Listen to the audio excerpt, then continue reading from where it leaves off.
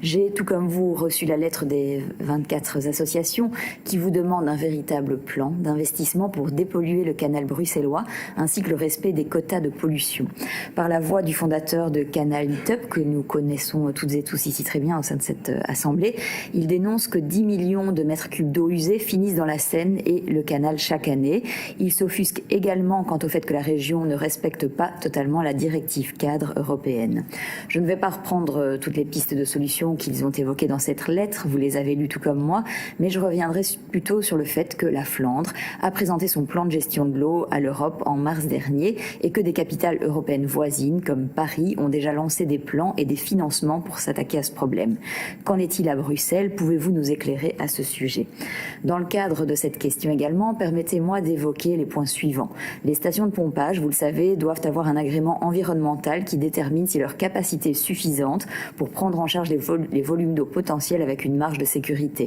J'imagine que les permis sont respectés car vous le savez, l'Union européenne ne transige pas avec cela et des amendes conséquentes peuvent être infligées. Une des problématiques qu'on évoque également assez peu, c'est aussi le bourrage des déversoirs d'orage. Lors de la visite du bassin d'orage de Luckelbeek avec mes collègues Uclois et du groupe MR, Vivaqua a évoqué que les lingettes bouchent parfois les déversoirs et surtout peuvent bloquer les pompes. D'où leur demande de ne pas les jeter dans les toilettes. Il faut en tout cas urgemment vous attaquer à ces différentes pollutions. Monsieur le ministre, le traitement des causes de ces pollutions doit être mis en œuvre rapidement et ces débordements des égouts ne sont pas uniquement les effets du changement climatique et de l'imperméabilisation des sols.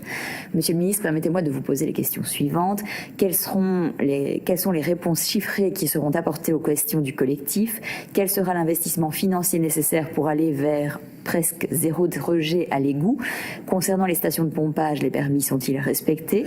Qu'est-il mis en place pour éviter le bourrage des déversoirs d'orage?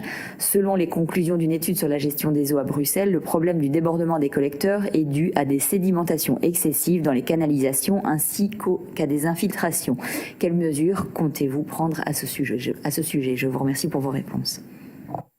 Merci Madame Tchekalski. Voilà, Monsieur le Ministre, vous avez la parole.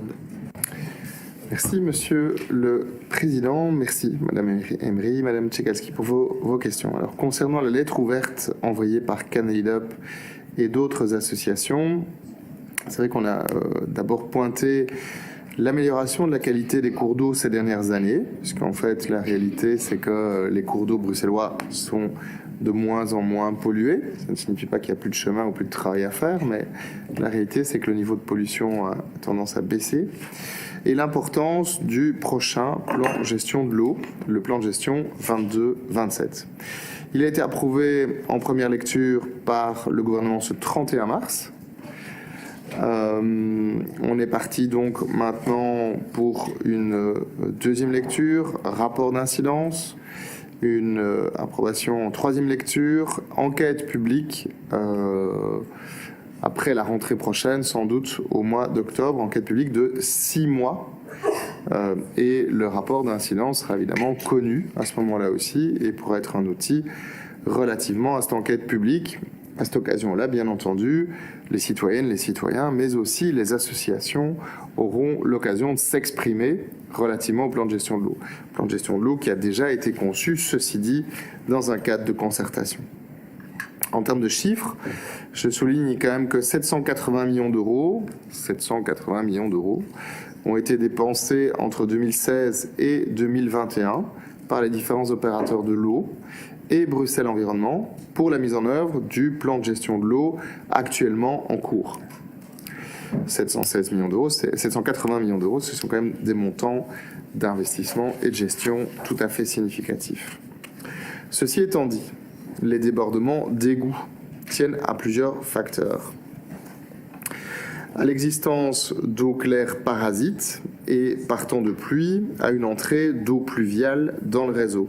À cela s'ajoute parfois le sous-dimensionnement des réseaux, leur vétusté, leur manque d'entretien. Situation héritée en fait d'une politique du tout au tuyau qui a été déployée pendant des décennies.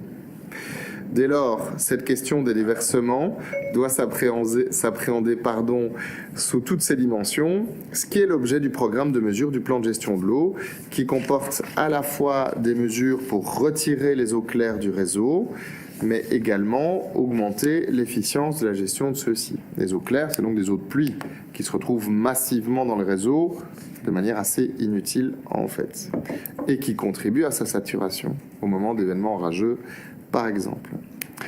Pour lutter contre les déversements en question, il faut monitorer leur ampleur. D'ici maximum 5 ans, 9 déversoirs d'orage bruxellois seront équipés et feront l'objet d'une surveillance quantitative par Flobru, un budget de 725 000 € sur 4 ans. Pour réduire les entrées d'eau claire vers le réseau d'égouttage, le programme du maillage bleu vise à retirer les eaux claires des réseaux pour les valoriser. En pratique, il s'agit d'une part de réalimenter et de recréer le réseau hydrographique d'antan, et d'autre part, vous le savez, on en a discuté ici très régulièrement, de mettre en œuvre progressivement une gestion intégrée des eaux pluviales. Ça consiste donc à faire en sorte que l'eau puisse s'insérer dans le sol le plus près possible de là où elle tombe via la pluie et donc de ne pas passer par le réseau d'égouttage. Cette stratégie offre une réponse au déversement, mais aussi elle offre de multiples bénéfices en termes de cadre de vie, d'environnement, de résilience par rapport au changement climatique. Aussi, les bassins d'orage participent à la réduction des déversements, mais ils ne sont qu'assez rarement sollicités lors d'épisodes orageux. Pour diminuer le volume d'eau déversée, cela nécessite d'optimiser le fonctionnement de ces ouvrages à travers ce qu'on appelle une gestion dynamique. L'idée est de permettre par un système de régulation fait de vannes et de capteurs le remplissage des ouvrages lors de plus petites pluies qui causent pourtant des déversements.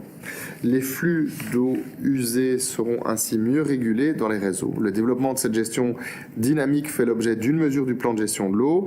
C'est d'ores et déjà implémenté en phase test sur le bassin versant du Malbeek.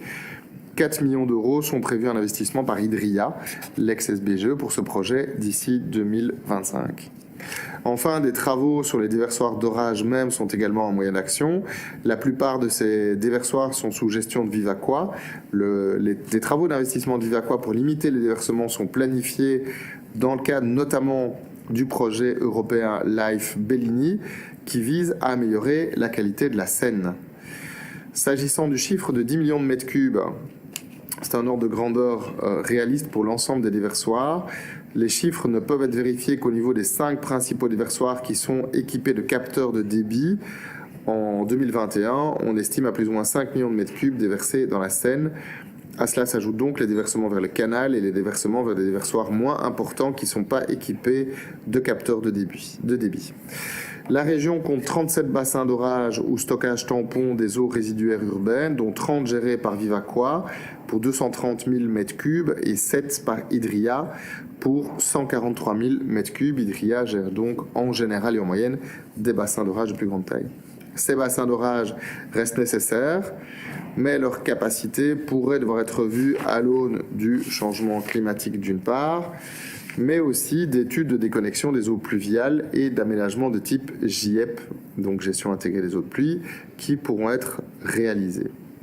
En gros, si on mettait de la GIEP partout et si on arrivait à réaliser une GIEP intégrale, ce qui prendra un certain temps, il n'y a plus besoin de système de bassin d'orage. En termes de conséquences au changement climatique, l'axe 5 du programme de mesures du plan de gestion 2016-2021 comporte les actions de prévention et de protection des risques liés aux pluies intenses. Ces mesures seront bien entendu renforcées et complétées sur les événements climatiques extrêmes dans le plan de gestion 22-27. Concernant le respect des permis relatifs aux stations de pompage, seule la station d'épuration de Bruxelles-Nord est équipée de pompes en entrée.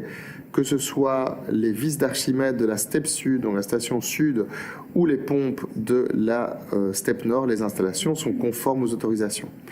Pour éviter le bourrage des déversoirs d'orage, des campagnes de sensibilisation sont déjà en place depuis des années.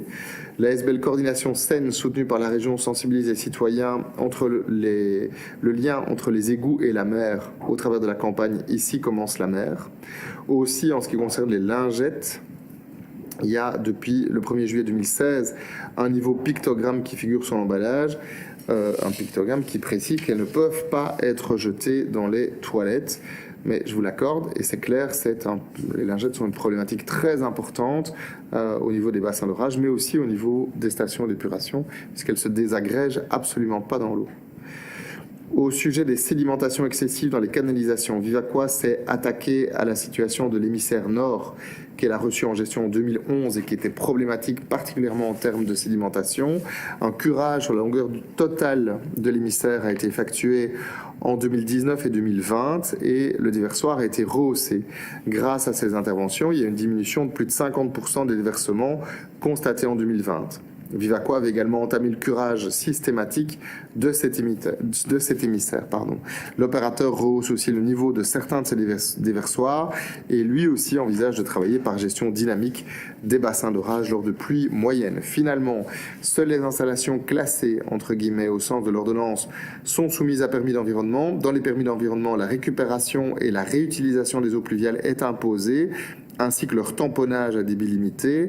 Cependant, au final, ces eaux sont encore souvent rejetées à l'égout. Ainsi, avec de l'accompagnement des demandeurs, il est imposé, là où c'est possible, le zéro rejet à l'égout.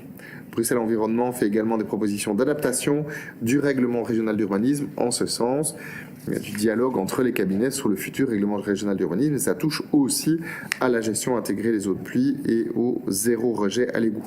S'agissant des espaces verts et parcs régionaux, Bruxelles Environnement a mis en place en interne un groupe de travail pour la coordination de la gestion durable des eaux pluviales dans un objectif d'optimaliser le suivi de la consommation d'eau et d'analyser les possibilités de récupération des eaux pour l'arrosage de ces espaces verts. Voilà, merci Monsieur le Ministre pour ces réponses. Madame Emery. Oui, merci Monsieur le Président. Donc, merci pour l'ensemble de votre réponse qui est très bien étoffée et qui méritera, je pense, de mon côté une rélecture attentive. Et il n'y a pas de solutions miracles, mais un déploiement de solutions diverses qui passent autant par la déconnexion des égouts de tout ce qui est pluie au clair, et cette pluie, soit elle reste sur place en déminéralisant au maximum, soit alors en cas vraiment d'inondation, il faut trouver les infrastructures adéquates. Donc la gestion de l'eau, c'est vraiment un système complexe, mais je pense qu'elle a, en tout cas pour l'eau propre, elle a toute sa place dans notre région. Elle a en tout cas une fonctionnalité qui est parfaitement liée au bien-être et à notre cadre de vie, et donc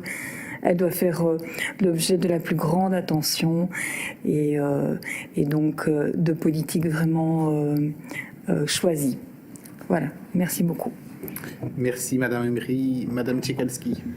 Merci Monsieur le Ministre pour ces éléments de réponse. Donc, comme je le disais, ces débordements des égouts ne sont pas uniquement les effets du changement climatique et de l'imperméabilisation des sols. Il y a aussi le ressenti des gens, mais il y a aussi les données chiffrées de Bruxelles Environnement qui indiquent qu'il n'y a pas de tendance marquée à l'augmentation des précipitations.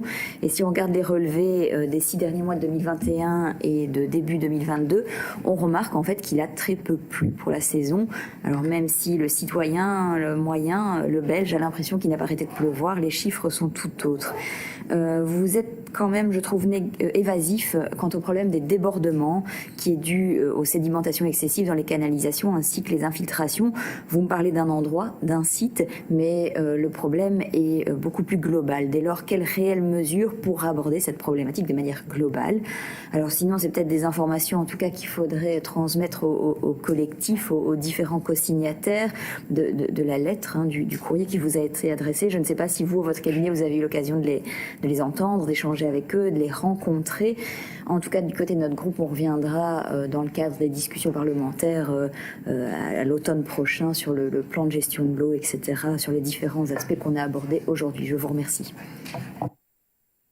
Merci Madame Tchekalski. L'incident est clos et chers collègues, il est 12h30 et nous n'allons pas pouvoir poursuivre l'examen de notre ordre du jour. Désolé pour celles et ceux qui avaient encore des questions orales inscrites. Nous étions tous très bavards aujourd'hui et ça n'a pas permis d'aller au bout. Mais en principe, la séance de la semaine prochaine sera consacrée à des questions parlementaires et donc celles qui n'ont pas pu être traitées aujourd'hui seront mises à l'ordre du jour la semaine prochaine. Voilà. Merci à toutes et tous et bonne fin de journée.